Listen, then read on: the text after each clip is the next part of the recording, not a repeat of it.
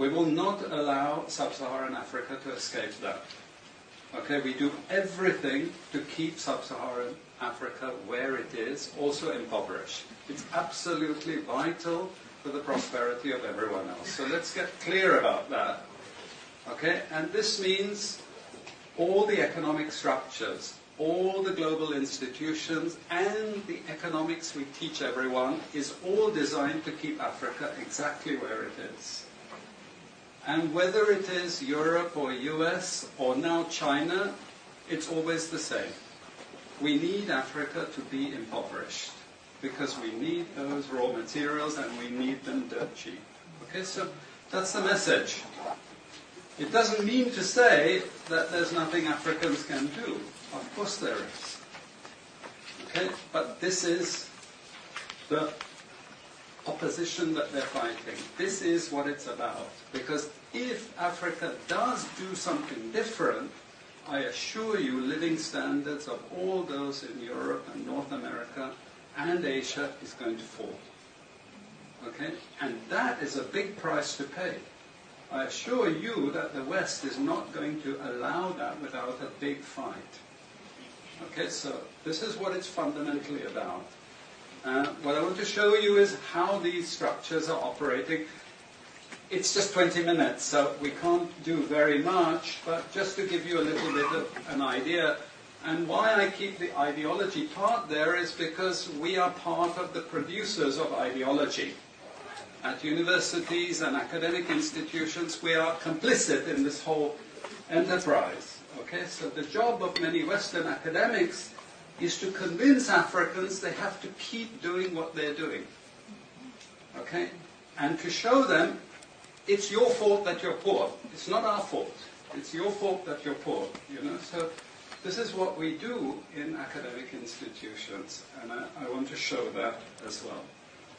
Let me just start. This is what it's basically about, so you know what it's about. But I want to just show you the extent to which Africa is specializing in the production of raw materials and basic agricultural goods. We know the basic forces that have caused this underdevelopment.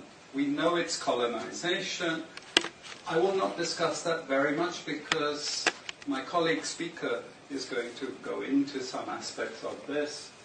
But I do want to discuss the global economic structures, the global financial institutions, and economic ideology, briefly, to give you a flavor of those. Let me start with this. You can't really see it so easily, but if those of you who are interested, you want the PowerPoint, I'm sure we can make it available to you. But the thing that you really need to see is the top line. Okay? And the extent of dependency is captured by this statistic at the top. Okay? And you compare it with all other income groups, and what you see is essentially in that one statistic how dependent sub-Saharan Africa is on raw material production. Okay? This is the very heart of what makes sub-Saharan Africa beat. Okay? Here, just to have a look at one very important additional statistic, with all this export coming from sub-Saharan Africa, how much does sub-Saharan Africa account for in terms of global trade value? We know there are vast resources coming from there, but look at the bottom line in terms of global trade value. Look at that. 0.5%, 1975, 0.95% going down to 0.1. To 0.1. Meaning that with all these vast resources being produced, how much are they getting for it? Nothing. Nothing. This is a very significant piece of data.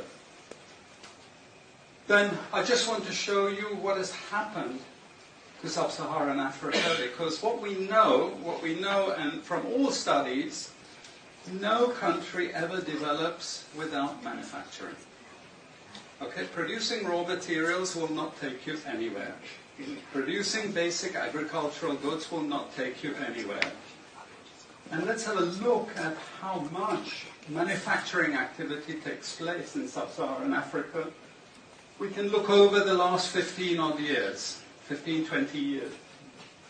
And we see manufacturing has actually declined as a percentage of the total. This is percentages of total production in sub-Saharan Africa. How much of it is accounted for by manufacturing? So this figure here is 17% of the total. Most of the rest, when we talk of industry, it includes manufacturing, but the bulk of it is mining. Okay? Raw material extraction. This is the bulk of it.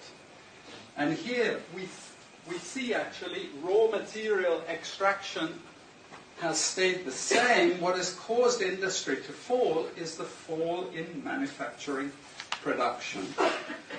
This is deliberate because we will never, as Western economists, as Western policymakers, we cannot afford to allow Africa to industrialize and start producing manufactures. Okay, so we will do everything to stop that. And I'm going to show you how we actually block that.